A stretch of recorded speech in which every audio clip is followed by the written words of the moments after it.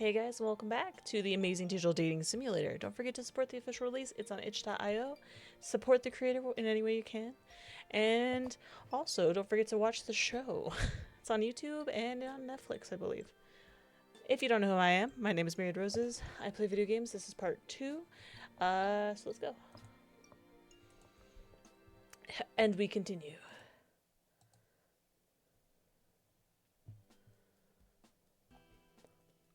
I yawn as I wake in my room. The clock on my wacky watch says it's morning. I forgot about that. But the only way I can tell is from the silver of sunlight peeking from under my door. I slide my school-issued pajamas off and look in the closet. Do you think they all have Kane on them? A series of perfectly pressed school uniforms are there, with a little tag on the sleeve of the nearest one. I take a closer look. Looks like Kane's left a note. Hi, Rose. This is Principal Kane. As part of your stay at our lovely academy, you have been provided a set of uniforms free of charge. The price of your dorm is also included in your tuition payment. Looks like you and Jax have been spending time together and everyone's talking. Oopsie. That sort of drama-seeking desperation mismatched energy is exactly what we need to keep our studio audience engaged. Remember, if Jax pushes you away, it's just because he wants you to try even harder. Yeah, that's how that works. As I pull my uniform over my wacky watch, I glance down at it. I have a text from Jax. You headed to the school yet? I spy Jax as I stumble out of my room, still slipping my foot into my shoe. Jax, wait up! You want to walk to school together, right? Jax looks up from his watch, pausing for a moment. What? He notices me. Oh, it's you. He's doing a great job of hiding how excited he must be to walk to school with me. Yeah, I'm ready to walk to school with you. Jax looks confused for a moment before slowing down. Don't remember saying I was going to walk to school with you, but whatever. He waits as I catch up with him. What's on the agenda for today? Huh? Aren't we going to pull another epic prank today? Jax shrugs. Hadn't thought of that far ahead yet, but I'll come up with something. We step out into the crisp early autumn air. What about you, new kid? Got any plans for today? Well, I was thinking about working on the culture fair project that Principal Kane asked us to do. Trail off as Jack shoots me a sharp look. That was the wrong thing to say. But that's stupid, so I'm just going to help out with whatever you want to do today. Jack's smirk is back and as wide as ever. Careful, new kid. Keep hanging out with me and the rest of the class really will hate you. Gulp. We get to the school entrance just as the last bell rings. Jax turns to me as I start to follow him up the main stairwell to class. If you're really cool, he'll go to the cafeteria and bring me something for breakfast. I don't want to be late to homeroom. I think to complain about how I'll be late if I get Jack's breakfast. Get me something like an omelet and a bottle of orange juice. Well, at this point he told me his order. It would be rude not to go. I mean, he's kind of being a dick more than I would say he should. I mean, he is damaged, so he could do whatever he wants. I step into the cafeteria, I'm just kidding, to see a crowd of students at the various breakfast places.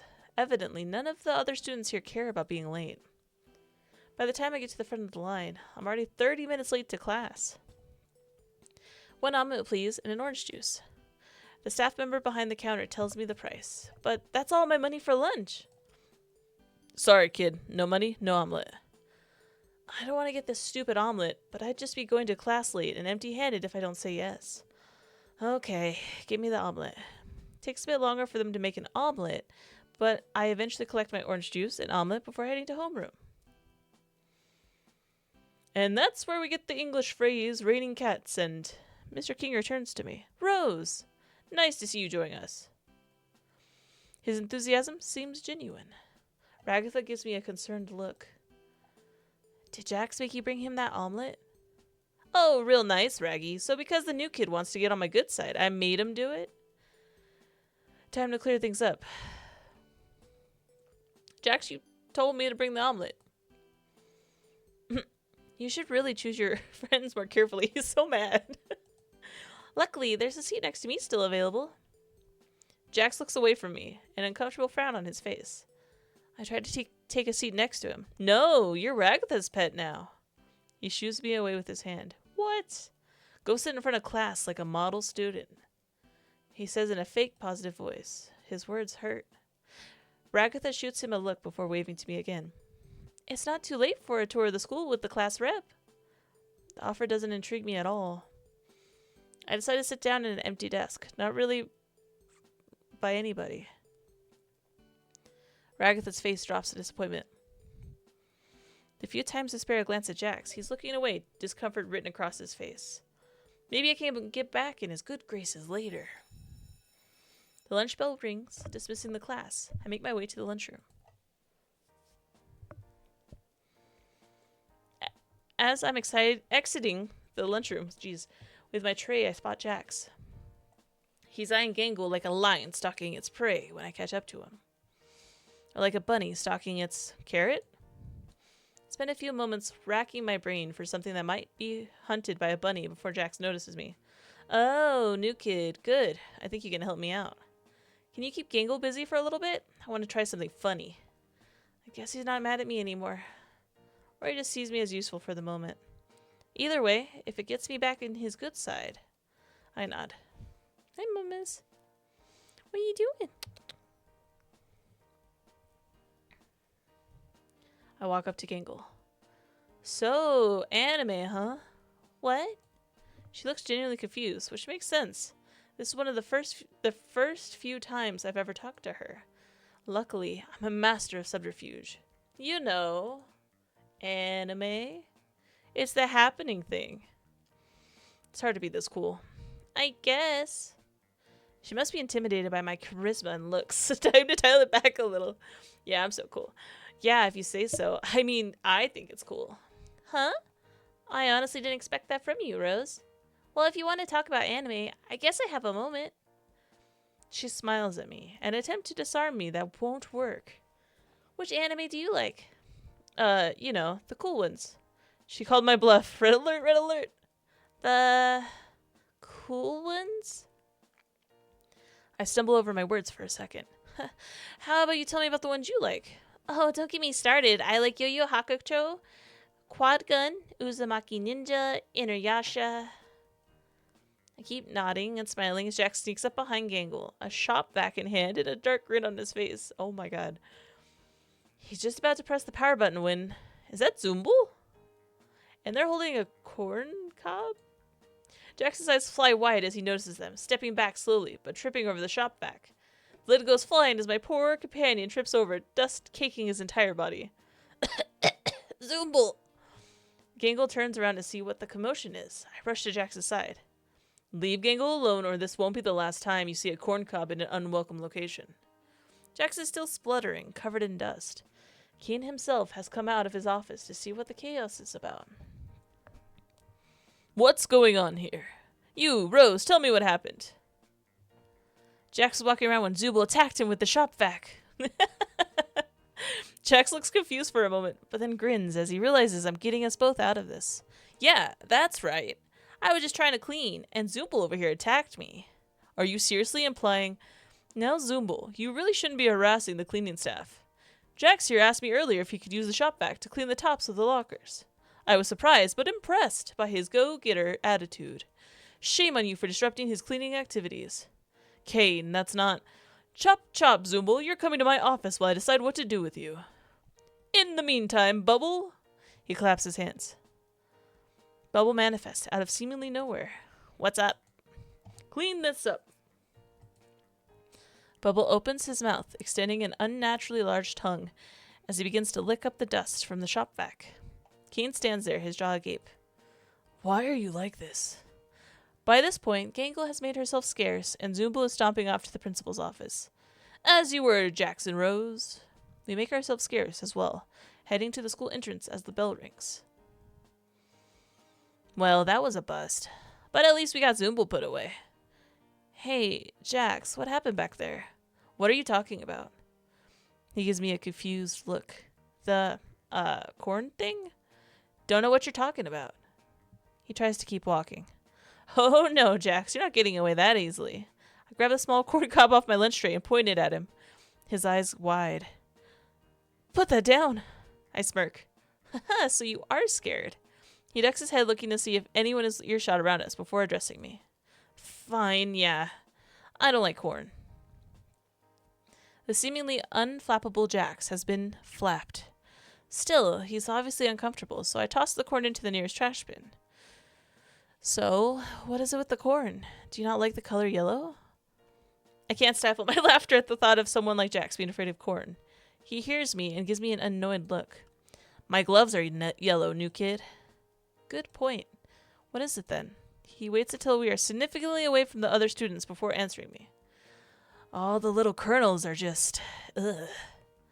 He gives me a revolted expression before smirking. Don't think you have the upper hand just because you know that about me, new kid. I'll find out what bugs you. I shrug, trying to play it cool like him. Nothing scares me. Jax grins at me. I don't buy that for a second. Don't worry, I'll find out. I gulp. Anyways, new kid, you heading back to the dorms? Yeah, I don't have anything else to do today. Cool, me too. Stand awkward for a moment before going for it. Do you want to walk back together? He raises his eyebrow at me before returning to his normal demeanor.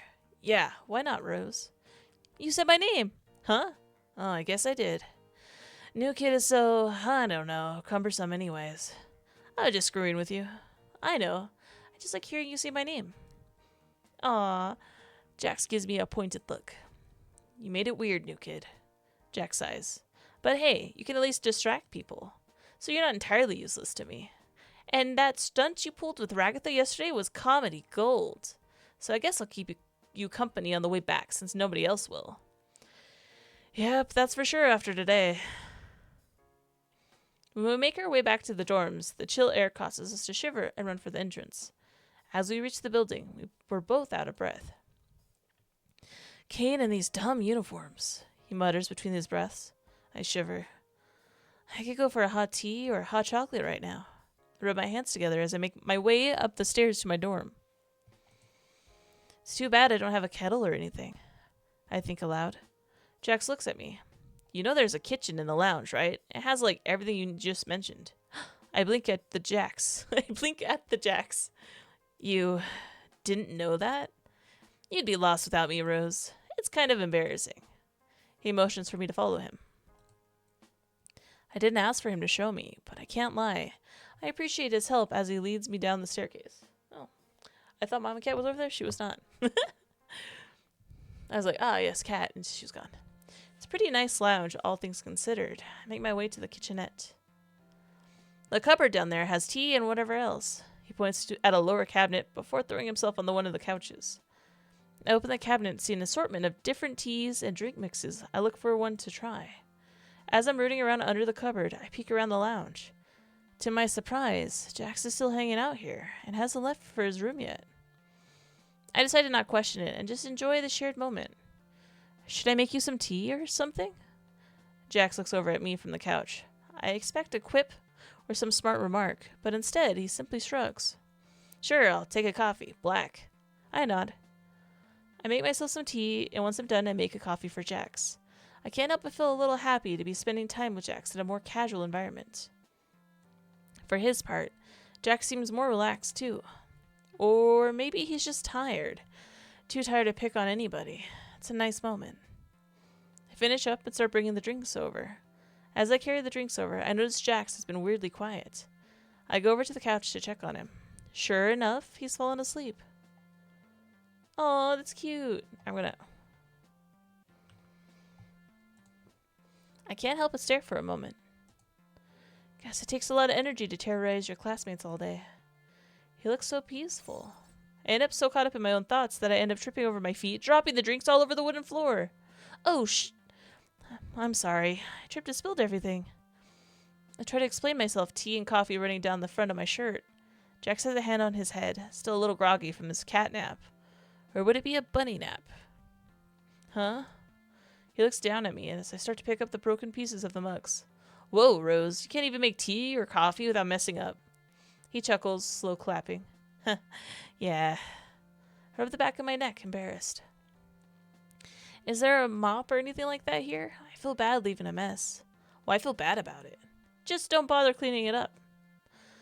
But what if someone slips and falls? Then that would be pretty funny, right? I picked myself up off the floor, determined to find a mop, or rags, or something to clean up the mess I made. Is that Mama's? I see what looks like a closet, the door slightly ajar, on the opposite side of the lounge. Maybe there's a mop in there? Oh, clean. Jax watches me, annoyed, as I open the door and look around the closet. It's roomier than I expected. Still cramped, though. I see some cleaning supplies. I'm definitely in the right area. I rummage around a bit, not noticing Jax approach the entrance of the closet, his arms crossed. It's above you. He eventually pipes up, pointing to the top shelf after watching me struggle. Huh? Oh. On the top shelf, a mop sits tucked behind some boxes. Who stores a mop like that? I try to reach for it, but it's pretty hard to get a grasp on it. Tucked behind all this junk, I continue to struggle before Jax walks past me, taking pity on me. He rolls his eyes as he steps past me. I can't watch this anymore. Move. He enters the closet, the door closing behind him, as he reaches over to grab the mop out from behind the boxes. Here, he states, pushing the mop into my hands. I blush a bit, embarrassed at how much I've been relying on Jax. Thanks. I'm sorry I spilled our drinks. Stop apologizing so much. It's annoying. He says, twisting at the knob of the closet. What? He tugs the knob a little harder. No, you gotta be kidding me. He shakes his head, pulling at the knob vigorously. It's locked? Feel my chest tighten up. Come on. Jack starts banging on the door, pulling more violently. The door shakes on its hinges, but no luck. We're showered with old paint chips from the crumbling ceiling. We're locked in here? I feel the breath leave my lungs as I clutch the mop to my chest. This would happen to me. I barely hear him. My ears are ringing as a panic starts to set in. My breath comes in ragged gasps as my heart hammers against my ribcage. Suddenly, I lose my balance, clutching the mop as I back into the wall and sink into the ground. Whoa, hey, Rose. Calm down. Oh, God, we're gonna die in here. I continue to hyperventilate. We're gonna die in here. I can't breathe. Jax kneels down next to me, smirking. Not scared of anything, huh? This is not funny. I eke out with the last of my breath. Jax lets out a sigh. Well, we're not going to get anywhere with you freaking out like that. He sits against the door facing me. Just breathe. I'm trying. Well, I don't know. Close your eyes then. Stop freaking out. He tosses his jacket over my head. Imagine you're on a wide open rooftop or whatever your happy place is. I can't breathe in here. I manage as I cover my ears with my hands, clenching my eyes shut as I try to imagine I'm in a wide open meadow. It's surprisingly helpful. My breathing shifts from ragged panic gasps to slow, peaceful rhythm. You all right? Can't talk. Just breathing. I hate to admit it, but if I do anything but focus on deep breaths, I'll start to panic again. I'm barely able to muster the strength to talk. How long do you think until someone finds us? Who knows? He looks up at the ceiling and chuckles. I bet if they knew I was in here, they wouldn't bother opening the door. He laughs again. It's a hollow laugh. But right now, I can only focus on me. My head is planted firmly in my knees as I continue to clench my eyes shut. Don't you have any friends here? At school? Jax goes quiet. Well, definitely not Ragatha. She's way too fake and annoyingly positive. She's always trying to pretend everything is great and awesome. It's exhausting. Gangle is just sad all the time. Not like she has a backbone. Zoombl just chooses to be difficult to get along with. They're really a stick in the mud. Pomni's alright, but she's always worrying about what everyone else thinks. Jack's confession about how he feels about his classmates distracts me from a cramped situation, if only for a few minutes. Wow. Is there really nobody at the school you like? Jax remains silent as he looks away, a tinge of red on his cheeks. I can't help but blush myself before putting my head back into my knees. What was it? What was that? Suddenly, Kane pops in out of thin air. His booming voice makes us both jump. There you two are. Thought you could get past the curfew rule by hiding in here, huh, you little scamps? For some reason, he pops up inside the cramped space in the closet instead of opening the door. With a snap, we're instantly transported to our respectable rooms. I feel relieved being back in my spacious room. I flop onto my bed, completely worn out from that whole ordeal. Still, I can't stop thinking about what Jack said. And what did he say? Why was he so quiet after I asked him if he liked anybody? He couldn't have meant... I wrap my pillow around my head as I stare at the wall. Surely not. I must be delusional. As I get under the covers for the night, I can't help but think about what or who he could have meant. Day 2, complete. That was fast. We'll do another one. I wake up to my usual alarm and get ready for the day. It takes a little longer than usual. I didn't sleep well last night. I couldn't stop thinking about what Jack said yesterday. I brush my teeth and put on my uniform. To my surprise, I hear a knock at my door. I think for a few moments about who it could be, before deciding to just open it and remove the mystery. To my surprise, it's Jax. He leans on the doorframe, grinning his usual confident grin. Rise and shine, Rose. Ready to head out? I'm a little flustered as I try to find my words, finishing pulling on my uniform and suddenly very concerned about making sure everything is neat and covered. Yeah, I was just gonna try and pick something up to eat real quick before class. I don't want to be late again. Jax rolls his eyes. Why? It was so funny yesterday. He's still wearing that same confident grin. I giggle awkwardly. Yeah, but I don't want to make a habit of being late. I turn and lock my door while Jax waits for me. Once I'm sure the dorm is locked up, we start walking to the school together. He's like, I don't want to be your girlfriend or anything. I just like her and miss her while she's gone and think about her at every moment. The fall air is cool against me. I shiver again. You were right. These uniforms do suck. Jax nods. Yep. When Keynes designed this school, it was early spring. Then the seasons just keep going, and we couldn't convince him to make us new uniforms. Said to put it in the suggestion box. And now he forgot to put one up because we never found one. We ended up having to just ditch the blazers for the summer. But you can't do anything about the cold. He shivers, rubbing his arms, his breath visible on the autumn air. I lean in a little close, and Jax doesn't stop me. He doesn't acknowledge the shared warmth, but honestly, not being kept at arm's length feels like progress. Until we enter the school, and he moves in front of me, keeping a safe distance between us as we walk into the school. You getting breakfast or heading to homeroom then, new kid? I'm gonna grab something real quick. Alright, I'm not hungry, but I don't really care about being late either. I'll wait outside the cafeteria, I guess. That's sweet. I nod, smiling to myself. Is it, Mom? I duck into the cafeteria. All of the lines are crowded, and I know Jack said he would wait, but I don't want to test his patience. There's a wicker basket of granola bars with a note card in front of saying, Student Health Week, take one. I snag one from the basket before turning back to the cafeteria entrance. You didn't gonna grab him one? I would. You get something? I look down at my humble granola bar. Yep. Good, let's get going. We ascend the main stairwell, entering homeroom at an appropriate time today. I munch on the granola while I take my seat. Jax takes the desk behind me. Huh? I turn to look at Jax. You're sitting behind me today? Jax flashes me a grin. You're so observant today, Rose. He rolls his eyes. What's the problem? Don't trust me? I turn to face the front of class as Mr. Kinger starts his lecture on English. I can't help but feel a little nervous, periodically reaching behind my neck to feel any gum or something. Guess I still don't trust Jax. Once I finally manage to focus on class, I feel somebody poking my elbow. Looking down, I see a small, folded-up piece of paper being passed to me from behind. Must be by Jax. Give him a confused look before taking it discreetly as possible. Unfolding the paper reveals a crudely drawn sketch of Mr. Kinger. A speech bubble over his head that reads, blah, blah, blah. I'm so boring. I stifle a chuckle, adding my own contribution. I've never been very good at art, but I do my best to draw Ragatha. Oh my god, we are so mean. She comes out looking pretty botched. I draw her nose all wrong and end up shading it black.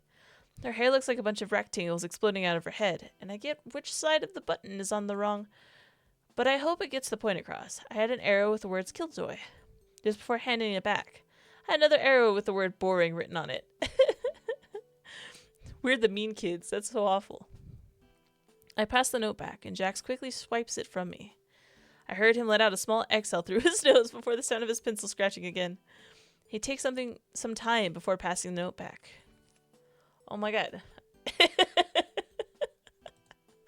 I open the note to see what he was working on. This time there's a sketch of him in a large truck, heading for the previously drawn sketches.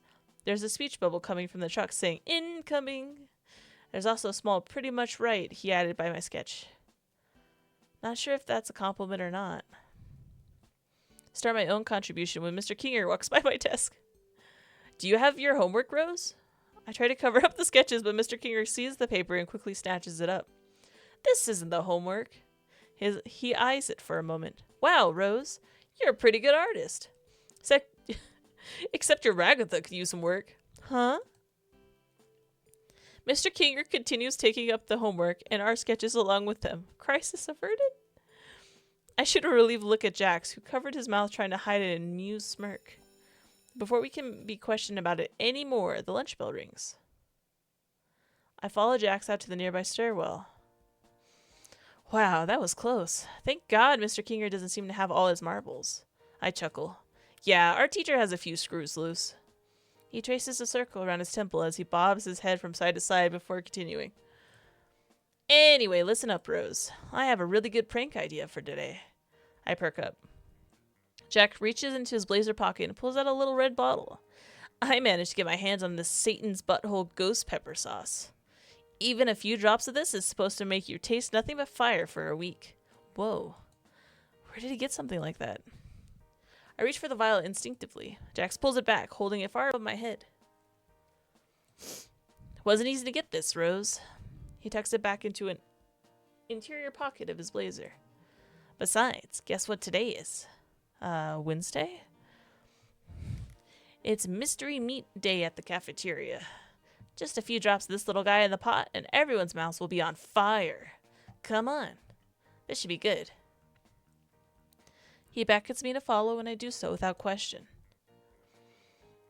We head for the cafeteria, but stop in our tracks. Looks like everyone decided to work on their culture fair projects in the cafeteria today. I like Pomni's shoes, those are cute.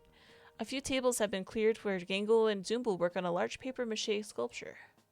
Pomni sits at a nearby table, reading a few thick books from the library and taking notes.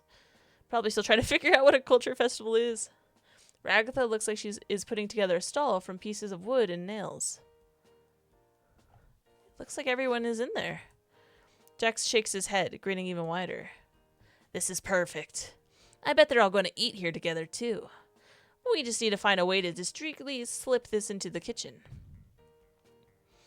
Even as we cast a glance around a wide open view, all of our classmates are so engrossed in their own projects that they don't even notice us. I whistle subtly. We could probably just walk right in. Jax shrugs. Worth a shot. Jax and I walk up as casually as possible to the kitchen door. He opens it a crack before ushering me in. That was surprisingly easy. Whoa. Is that... I can barely get the words out. The mystery meat vat. Terrible, isn't it? He says with a grin. And it comes out of a hose. The fucking face. His face deadens in an abject dread at the implications of that. I break the awkward silence that falls between us. That sure is a lot of meat. Jack shakes the dread off as he returns to his normal grin. All right, help me find how to get in there. Jack's gloved hand scrambles over the sealed vat for any type of opening. I stand there, just sort of watching for a few minutes, as Jax tries and fails to find the opening he's looking for. What the? There's gotta be a valve or something. He grunts as he tries to pry at the door of the side that has been welded shut. How do you open this thing? Maybe there's a pressure relief valve or some kind of buttons open it? I look around the tank, underneath finding some buttons and a lever. Hey, buttons! Jax pushes me aside to access the hidden panel. Let me see that. He stares at the panel for a few minutes. Jax starts pushing random buttons. Are you sure that's a good idea? A metallic whirling sound begins as the tank control seems to come to life. The hose begins to croak and whip around as a thick, brown, sludgy stream of mystery meat comes flowing out. Uh-oh. Turn it off! I scream, panicked as the sludge begins to flow towards us. Right. He tries another button. The hose begins to whip around like a snake in its final moments. Molten meat sludge spraying all over the room at high volumes than before. Please stop hitting random buttons. I tuck my head under the arms as I duck. We gotta get out of here. I gotta get out of here. Jax and I rush for the door, dodging jets of hot meat juices while we make our desperate escape. We burst out of the door like a bat out of hell. The hose has a mind of its own, the nozzle wedging between the door and the frame, oscillating up and down like it's a living creature. Vile mystery meat spews from its nozzle in a spiteful deluge of heated horror, coating at the guilty and innocent alike in terrible meaty sludge. The sludge flies across Pomni in her books. Pomni. A thick puddle begins to form at the once pristine table where Zumbo and Gangle left their art. Thick jet of meat slams into the ladder Gangle was standing on. The velocity of force behind the grout of meat knocks the ladder over, promptly sending the ribbon character to the ground. She lets out a little yelp, her comedy mask shattering on impact with the ground. Ragatha is standing behind her stall, which proves to be poor cover as a pressurized spray of meat knocks her the stall over and pins her underneath it. Everyone is meat. Everything is meat. The entire interior of the cafeteria has been painted by the vile concoction brewing in that vat. Eventually, with a wheezing hiss, the last of the vat's contents are exhausted, now lying across everything in my field of vision.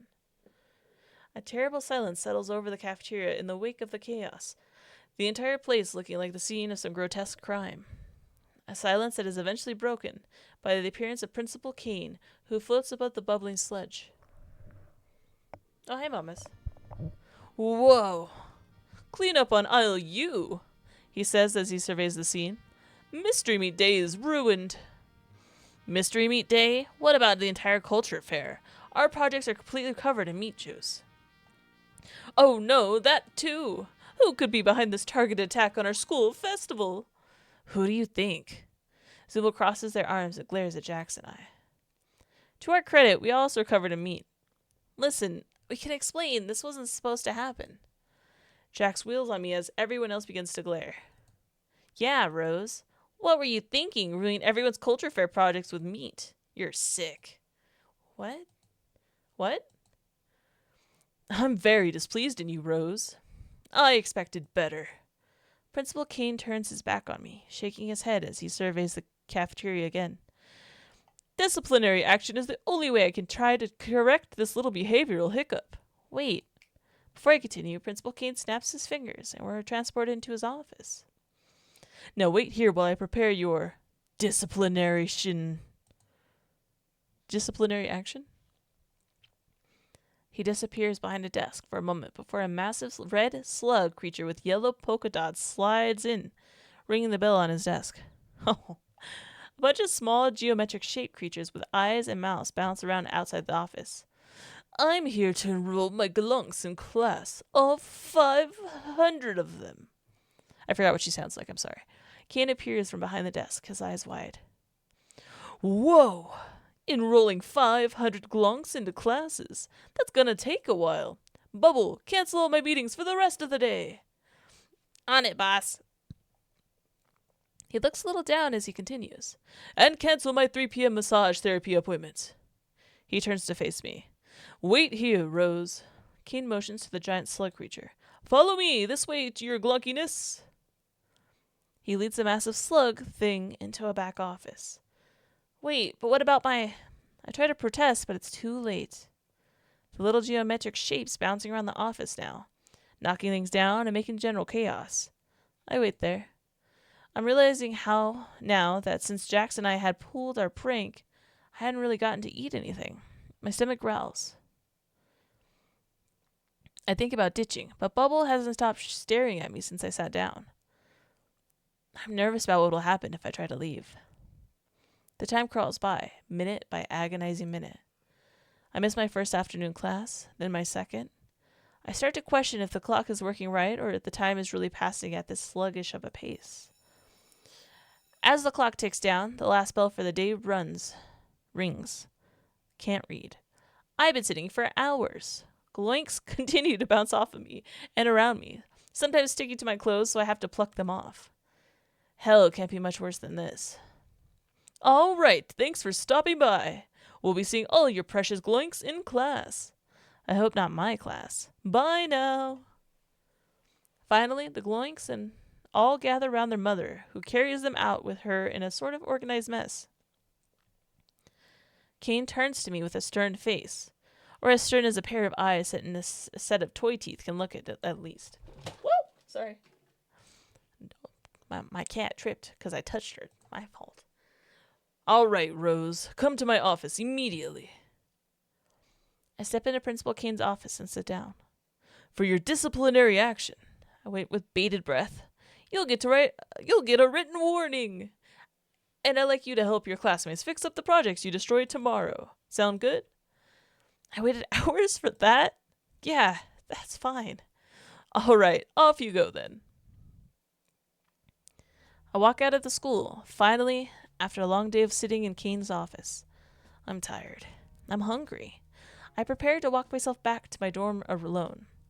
My other classmates definitely don't want to see me right now. As I approach the exit of the school, I see a familiar lanky figure waiting at the entrance. Jax? I'm shocked. The purple rabbit is standing there. How long has he been waiting there? Was he waiting for me? He tilts his head and grins at me. Wow, took you long enough. I guess it got pretty messy back there. Didn't go exactly the way I wanted it to. But it was still pretty funny, though. You should have seen everyone's face. That wasn't funny, Jax. I haven't saved. I don't want to... Yeah, it was great. It was so fun. Huh, see, I knew you wouldn't be mad. You're cool. The rabbit smirks. He seems kind of relieved at that. Ready to head back? We head back to the dorms. I'm just happy that me and Jax are still cordial after everything, even though my stomach growls from not eating all day. When I get to my dorm, I feel a bit lightheaded. Maybe I should go to the lounge to get something to eat? That's what my brain says, but my body is tired from the day's events, and I opt to just lay in my bed. My stomach is still churning from our near miss earlier anyways. I can't believe I almost stood up to Jax. There's no way that would have ended well. We're such a simp. Awake to my alarm. I thought I had just rested my eyes for a second. Did I really sleep through the entire night? Ugh. My stomach rumbles loudly as I try to stand on uneasy feet. Did I forget to eat last night? Ugh, I'm starving. Definitely have to pick up breakfast on the way in today. Put on my uniform and head out. Oh, it's the next day. I didn't say day ended. Let's save. Alright. Sorry, I got a little carried away. I will see you guys in the next video. I might upload it sooner than next week because the movie's coming out. I don't want to miss that. I want this to be done before that. You know what I mean? All right.